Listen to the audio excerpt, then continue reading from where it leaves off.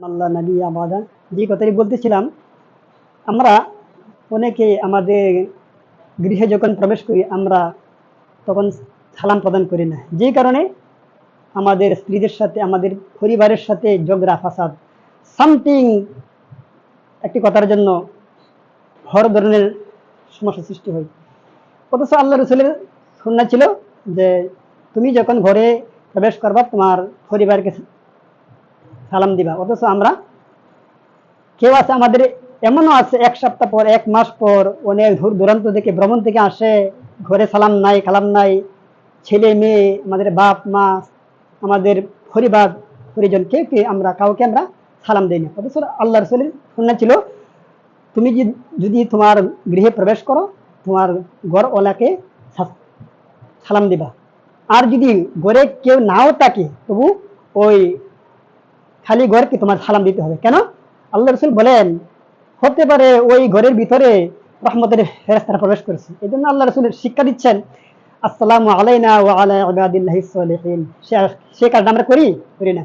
আপনি কি চান আপনার স্ত্রীকে হযরত ফাতেমার মতো বানাইতে? আপনি কি চান আপনার স্ত্রীকে আপনার পরিবারকে মা হযরতে আয়েশা সিদ্দিকার মতো বানাতে? আপনি কি চান আপনার স্ত্রীকে হযরতে খাদিজাতুল কুবরা বানাতে?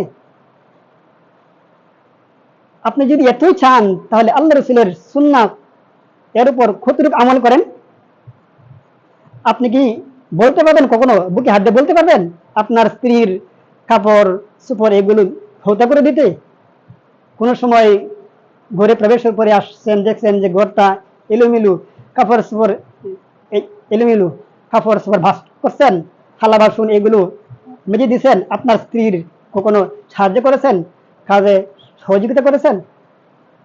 জেনে রাখবেন, আপনি যদি সারা জীবন মৃত্যু পর্যন্ত আপনার স্ত্রীকে সন্তুষ্ট রাখতে চান তাহলে আল্লাহ আপনার উপর সন্তুষ্ট। আর এটাও জেনে রাখবেন, আপনি যদি আপনার স্ত্রীর উপর সন্তুষ্ট থাকেন তাহলে আল্লাহ আপনার স্ত্রীর উপর সন্তুষ্ট। রাসূল বলেছেন, হাদিসে বলছেন খিয়ারুকুম খিয়ারুকুম লিনিসাইকুম খিয়ারুকুম ওয়া খিয়ারুকুম লিনিসাইকুম, তোমাদের মধ্যে সর্বোত্তম তাহারাই যারা তাদের স্ত্রীর নিকট উত্তম।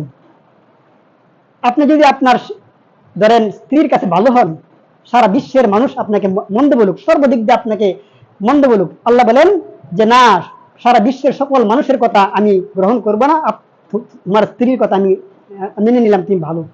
আর যদি আপনার স্ত্রীকেও এই সারা বিশ্বের সকল মানুষ বলে না ওই মেয়েটা ভালো না, সর্বদিক দিয়ে সমস্যা, আর আপনি স্বামী হিসাবে একবার সাক্ষী দেন না আমার স্ত্রী সর্বদিক দিয়ে ভালো, আমার কাছে পছন্দনীয়, তাহলে সমস্ত পৃথিবীর মানুষের কথাকে আল্লাহ তাআলা একদিকে রাখবেন আর আপনার কথাটাকে অন্যদিকে রেখে আপনার কথাই আল্লাহ পাক গ্রহণ করবেন।